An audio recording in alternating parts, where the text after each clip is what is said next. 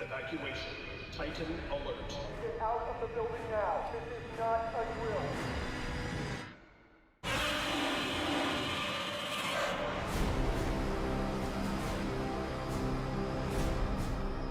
I think one of the most exciting things about doing a Godzilla movie is being able to take a different approach to Godzilla in the same way that the original films did.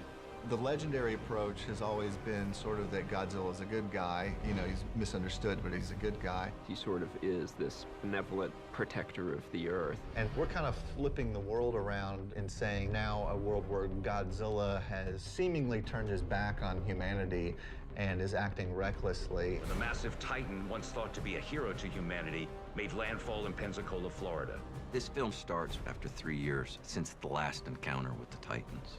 And Godzilla is on the rampage again. Why, we don't know. There's a reoccurring motif in this movie of Godzilla sort of being equatable to Jaws. So even at the beginning of the film, you know, we wanted to treat it more like Jaws approaching the shores.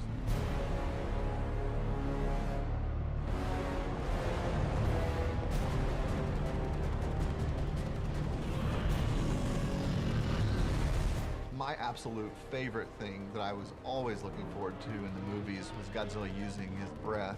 I just thought that was the coolest thing every time you got to see it. And so I ended up pushing that a lot in this movie. I believe Godzilla's most recent attacks haven't just been random. I'm of the same opinion. Brian Tyree Henry plays a really fun character in the film named Bernie Hayes, who's a bit of a conspiracy theorist. For 5 years, I embedded myself inside this company trying to figure out what their game was. And then, boom! Godzilla shows up.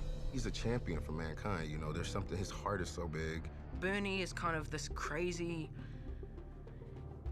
That's about it, he's just crazy. All right, Matt, down the rabbit hole.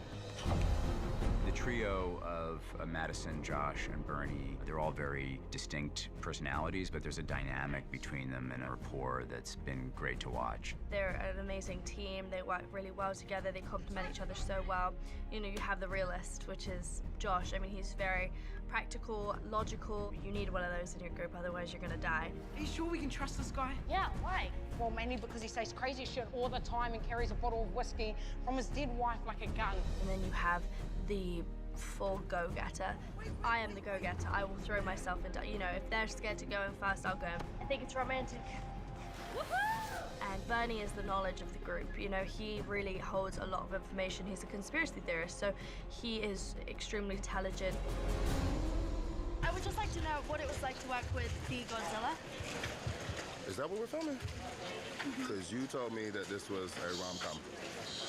It's not a rom-com. I never said that. That's what she said. All three of those actors are just hilarious, and they have such great chemistry together, and they're just unbelievably funny. Like when the camera's rolling, when it's not rolling, it's kind of never ending with those guys. Hey, Ugly.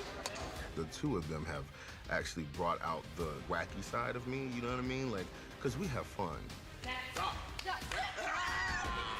The cast has just been unbelievable, behind the scenes and on camera. I'm going in. Yeah. I can't wait for the greatness because I'm built from it. This is like the heavyweight champion of the world fight. It's basically two giant monsters fighting. Kong has the strength, but you know, Godzilla can, like, you know, fire stuff out of him. This is the most epic battle of all time.